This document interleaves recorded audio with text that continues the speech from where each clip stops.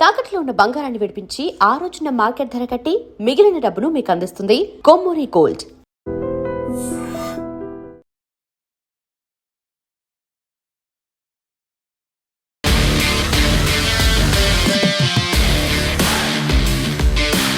నమస్తే, welcome to I dream weekend update with Kavitha. మనతో పాటుగా ఉన్నారు foundation for democratic reforms founder doctor Jayaprakash Narayan garu. Hello sir. నమస్తే.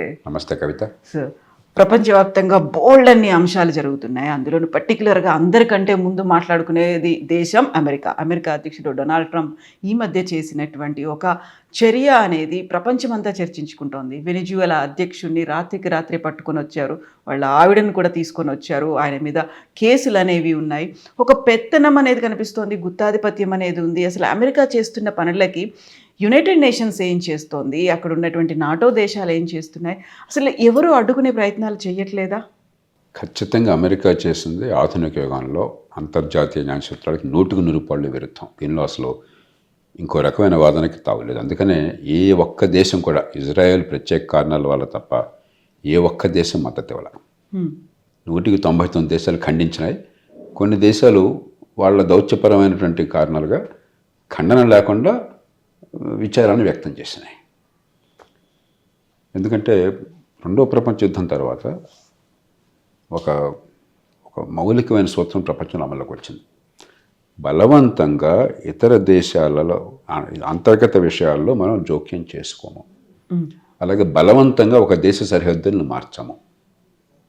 ఈ రెండు కూడా ప్రపంచం అంగీకరించింది. ఇదంతా దీనికి వెనకాల మూలానికి వెళితే వెస్ట్ఫేలియా, ట్రీటీ ఆఫ్ వెస్ట్ఫేలియా అంటారు. 1648లో జాతి రాజ్యాల వ్యవస్థ అప్పటి నుంచి వచ్చింది. అప్పటిదాకా ఏ రాజు ఇష్టం ఉంటే అక్కడ పక్కన ఆక్రమించుకున్నాడు. మనకు కూడా భారతదేశంలో చాలా రాజులు పక్క రాజ్యం మీద దండెత్తడం, వాడు వచ్చి ఇక్కడ దండెత్తడం ఎంతో మనం చూస్తుండేవాళ్ళం. రాజ్యం వేరే భోజ్యం అన్నాడు. కానీ 1648 నుంచి యూరోప్లో గత 70-80 ఏళ్ళ నుంచి ప్రపంచం అంతా కూడా జాతి రాజ్యాల కాలం పూర్తిగా విస్తరించింది. అంటే మీ అంతర్గత వ్యవహారాలు మీ ప్రభుత్వానివి, మీకు సార్వభౌమత్వం అన్నది. ఇతర దేశాల మీద దండెత్తే, ఇతర దేశాలకు నష్టం చేస్తే మీరు జోక్యం చేసుకోవచ్చు తప్ప మీ దేశంలో మీరేం చేసుకుంటారో మీరు మీ ప్రజలు చూసుకుంటారు. ఇది మౌలికమైన సూత్రం. అరుదైన సందర్భాల్లో ఐక్యరాజ్య సమితి, భద్రతా సమితి, సెక్యూరిటీ కౌన్సిల్ 15 మంది సభ్యులు ఉంటారు, 15 దేశాలే. దానిలో 5 శాశ్వత సభ్యులు, 5 వీటో ఉంది. కాబట్టి ఏ ఒక్కళ్ళైనా ఆపితే మొత్తం చల్లదు. కాబట్టి 5 అంగీకరిస్తే, అంటే అమెరికా, రష్యా, ఇవాళ రోజుల్లో చైనా, పూర్వం అయితే తైవాన్ ఉండేది, తర్వాత బ్రిటన్, ఫ్రాన్స్, ఈ 5 దేశాలు అంగీకరించడం చాలా అరుదు. అప్పుడు తప్ప అసలు మీరు ఇంకో దేశంలో జోక్యం చేసుకునే ప్రయోజనం లేదు, అవకాశం లేదు. దీన్ని పూర్తిగా ఉల్లంఘించాడు ఆయన. దానికి ఎన్ని కారణాలు చెప్పినా అక్కడ పోయిన అదేమన్నా ప్రజల కోసం అంటే కాదు, ఏదో వంకలు చెప్పి. దీనిలో అమెరికా తాత్కాలికంగా ఒక టాక్టికల్ విక్టరీ అంటాం. అంటే నిఘా విభాగం నుంచి సమాచారం సేకరించారు. మరి భద్రతా దళాలు డెల్టా ఫోర్స్ మరొకటో, మరి వాళ్ళు చాలా సినిమాల్లో లాగా టెక్స్ట్ బుక్ల లాగా తీసుకెళ్ళి అధ్యక్షుడిని, పదవిలో ఉన్న దేశాధినేతని, భార్యనే పట్టుకుని తీసుకొచ్చారు. అది విజయంగా వాళ్ళు భావించవచ్చు. కానీ అమెరికాకి ఇది ఓటమి అవుతుంది. ఎందుకంటే ట్రంప్ కోరుకున్నటువంటి 3 లక్ష్యాలు నెరవేరటంలా. మొట్టమొదటిది బహిరంగంగా చెప్పింది, మాదక ద్రవ్యాలని అమెరికాకి సరఫరా చేయడంలో కీలక పాత్ర వహిస్తున్నాడు. బహుశా దానిలో పాత్ర ఉందో మనకు తెలియదు, కానీ కీలక పాత్ర ఉండడానికి ఆధారాలు లేవు. అమెరికాలో మాదక ద్రవ్యాల సమస్య చాలా పెద్ద సమస్య. అంతర్జాతీయ నేరముఠాలు, మాఫియాలు పెద్ద ఎత్తున ఉన్నాయి. కొన్ని $100 బిలియన్ వ్యాపారం జరుగుతుంది.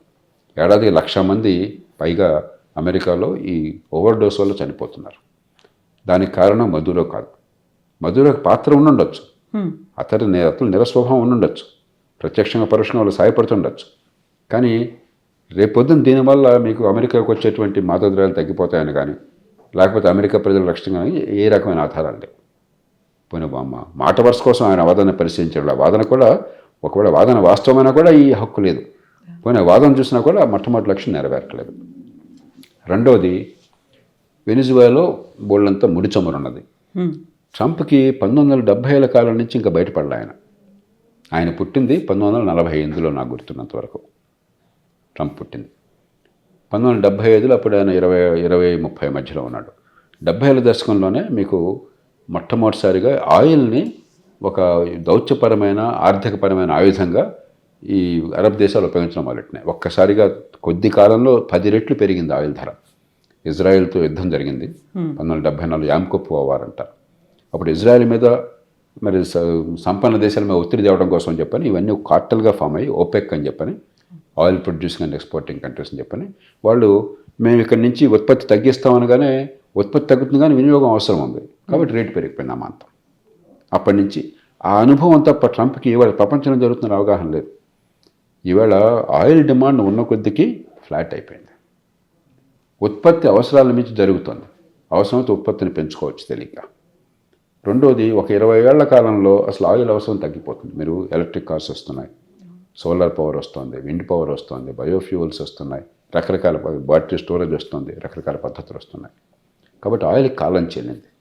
అందులో వెనిజువాలో ఉన్నటువంటి ముడి చమురు చాలా దట్టంగా ఉండేది. అది హెవీ ఆయిల్ అంటారు. దాన్ని భూమి నుంచి వెలికి తీయాలన్నా ఖర్చు చాలా ఎక్కువ అవుతుంది ప్రతి బ్యారెల్కి. తర్వాత దాన్ని మళ్ళీ రిఫైన్ చేసి మీరు పెట్రోల్ ఉత్పత్తులు సాధించాలన్నా ఖర్చు చాలా ఎక్కువ అవుతుంది. కాబట్టి లాభం తక్కువ, ఖర్చు ఎక్కువ. ఇప్పుడు లక్షల కోట్ల రూపాయల్లో అయితే లేకపోతే వందలాది బిలియన్ల డాలర్లు ఖర్చు పెట్టడానికి అమెరికన్ కంపెనీలు ఇంకా కంపెనీలు సిద్ధంగా ఉన్నాయి. ఎందుకంటే వేరే ఆ డబ్బు పెట్టుబడి పెడితే ఇంకొంచెం బాగా లాభాలు ఆర్జించవచ్చు. కాబట్టి ఏ రకంగా చూసినా 2వ లక్ష్యం నెరవేరట్లేదు. ఆయనకి ఇంకేదో పాతకాలం బుద్ధిలో ఉన్నాడు. మూడోది అమెరికా ప్రభావాన్ని, గొప్పతనాన్ని చాటి చెప్పాలి అని చెప్పి అనుకుంటున్నాడు. అందున అమెరికా ఖండాల్లో ఉత్తర దక్షిణ అమెరికాల్లో మాదే రాజ్యం మన్రో డాక్ట్రిన్ ఉన్నది. భయంతో మీరు వాళ్ళని చేస్తే భయం వల్ల తాత్కాలికంగా అనుభవపట్టుంటుంది కానీ మనసులో నిరసన ఉంటుంది. ఇవాళ వెనిజులా జరిగింది, రేపు పొద్దున బ్రెజిల్ జరగచ్చు, ఎల్లుండి కొలంబియాకి జరగచ్చు, ఆవిడెల్లుండి గ్రనడాకి జరగచ్చు, మరోసారి నికరాగ్వాకి జరగచ్చు, ఏ దేశంలో జరగచ్చు. ఏ దేశంలో ప్రభుత్వం కూడా మీ పట్ల సంతోషంగా ఉండదు. భయం ఉండొచ్చు. రౌడీ అంటే భయపడే తత్వం అది. గోండాలంటే మనం భయపడతాం.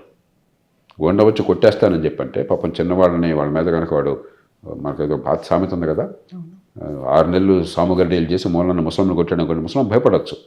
అది బలానికి చిహ్నం కాదు, గొప్పతనానికి చిహ్నం కాదు. భయం వల్ల కొంతకాలం ఉండాలి, కానీ మీ పట్ల ద్వేషం పెరుగుతుంది, మీ ప్రభావం తగ్గుతుంది కానీ పెరగదు.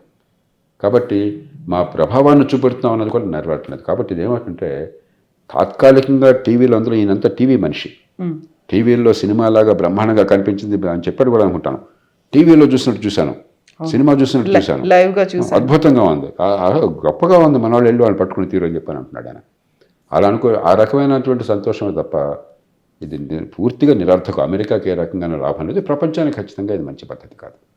మధురో మంచివాళ్ళని కాదు, మధురో ఒక దుర్మార్గుడు, మధురో ఒక నియంత, మధురో మానవ హక్కుల్ని ఉల్లంఘించినటువంటి ఒక దేశాధినేత. అలాంటి వాళ్ళు ప్రపంచంలో చాలామంది ఉన్నారు. కానీ దాని పద్ధతి ఇది కాదు. ఆ దేశ ప్రజలు చూసుకోవాలి, అంతర్జాతీయ సమాజం అందరం అంగీకరిస్తే అది పద్ధతి ప్రకారం చేయాలి తప్పితే ఎట్లా వెళ్ళి నాకు బలం ఉంది కాబట్టి నా ఇష్టం వచ్చినట్టు చేస్తానని చెప్పంటే ఇక ఇది రాజ్యం వేరే భోజ్యం అయిపోయింది, మళ్ళీ రాచరికం వచ్చేసింది. ఆ రాజుగారి మనసులో ఆ పురులో బుద్ధి పుడితే దాని ప్రకారం ఏదైనా చేసేది పూర్వం ఉండేది. అలాంటి రాజ్యాన్ని ఈవేళ ప్రపంచంలో స్వేచ్ఛాయుత సమాజానికి నాయకత్వాన్ని ఇస్తున్నటువంటి అమెరికా, లేకపోతే నాయకత్వాన్ని ఇస్తున్నామని చెప్పుకుంటున్న అమెరికా చేసిందంటే ఇది చాలా బాధాకరం. నాట్ ఓన్లీ వెనిజువేలా కాదు, దీంతో పాటుగా క్యూబాకి, కొలంబియాకి, ఆ తర్వాత మెక్సికోకి కూడా చెప్పాడు. నెక్స్ట్ మీ టర్నే ఉంది, మేము చెప్పినట్టుగా వినండి, లేకపోతే ఇలాంటి పరిణామాలే మీ దగ్గర కూడా కనిపిస్తాయి అనేది. సో అలా బెదిరించి భయపెట్టాల్సినటువంటి పరిస్థితులు ఎందుకని అలా డొనాల్డ్ ట్రంప్ కల్పించుకుంటున్నారో అలాంటి సిచ్యువేషన్స్ ఉన్నాయా సార్? అంటే ఏమైందంటే ఈవేళ జాతి రాజ్యాల యుగంలో అమెరికాని పక్కన పెడదాం కాసేపు. అమెరికా సరే ఏ దేశంతో పోల్చినా కూడా మహత్తరమైన శక్తి, ఆర్థికంగా కానీ లేకపోతే సైనిక పరంగా కానీ, ఆయుధాల పరంగా కానీ, టెక్నాలజీ పరంగా కానీ, సమాజ పరంగా కానీ అపారమైన శక్తి. సాఫ్ట్ పవర్ కూడా ఉంది బోర్డు. అంటే మన పిల్లలు కానీ ఇంకోటి కానీ అమెరికాను చూసి మోజుపట్టడం చిన్నప్పటి నుంచి. అమెరికన్ వీడియో గేమ్స్, అమెరికన్ సినిమాలు, అమెరికన్ టీవీ షోలు, అమెరికన్ కల్చరు ఇది కదా ప్రభావితం చేస్తుంది. అవి పెద్దగా లేనటువంటి రష్యాని తీసుకోండి, యుక్రెయిన్ ఉంది, దాంట్లో దిగారు, ఎవరేం చేయలేకపోతున్నాడు. ఎందుకంటే ఒక బలమైన దేశం, అందులో అణ్వాయుధాలు ఉన్న దేశం ఇంకో దేశమే పెడితే మనం చేసే పరిస్థితి లేకుండా పోయింది. జాతి రాజ్యాల వ్యవస్థ నుంచి అంతర్జాతీయ సమాజానికి వెళతామని ఆశపడ్డాం, కానీ ఇంకో 50-100 ఏళ్ళు పడుతుందాం బహుశా జరిగితే ఎప్పుడన్నా. కాబట్టి అలాంటప్పుడు కనీసం అగ్రరాజ్యాలు అనబడేవి, మీరు ఐక్యరాజ్య సమితిలో శాసనసభ్యత్వం ఉన్న దేశాలు కొంత సంయమనాన్ని పాటించాలి, కొంత ఆదర్శంగా ఉండాలి ప్రపంచాలు. లేకపోతే వాళ్ళు నాయకత్వాన్ని ఇస్తున్న ప్రపంచం అల్లకల్లోనైపోతే వాళ్ళ గౌరవప్రదం కాదు. కొన్ని ఇబ్బందులు ఉన్నా కూడా ఆ ప్రయత్నం జరిగింది ఇప్పుడు దాకా. ట్రంప్ ఏంటంటే మామూలుగా ఉండేటువంటి సాంప్రదాయాలు, మర్యాదలు, దౌత్యం. And don't forget to subscribe to iDream. And for more videos, Please subscribe to iDream. Please subscribe to iDream. Please subscribe iDreams. And please subscribe to iDream. For more videos, subscribe to iDream. please like, share and subscribe to the channel. Congratulations, iDream. Subscribe to iDream. Subscribe to iDream. So subscribe to iDream Media. iDream team అందరికి huge congratulations. Please subscribe iDream Media. Please subscribe to iDream. Subscribe iDream. Please subscribe to iDream. iDream అంటే నా కళల ఛానల్ను subscribe చేసుకున్న నోరు తిరుగుతలేదు, మీరైతే గంట గుర్తు కొట్టండి. For more such videos, please subscribe to iDream. Subscribe to iDream. Please subscribe to iDream. Please subscribe iDream Media. Please do subscribe to iDream. Please subscribe to iDream Media. For best entertainment and information, please subscribe iDream.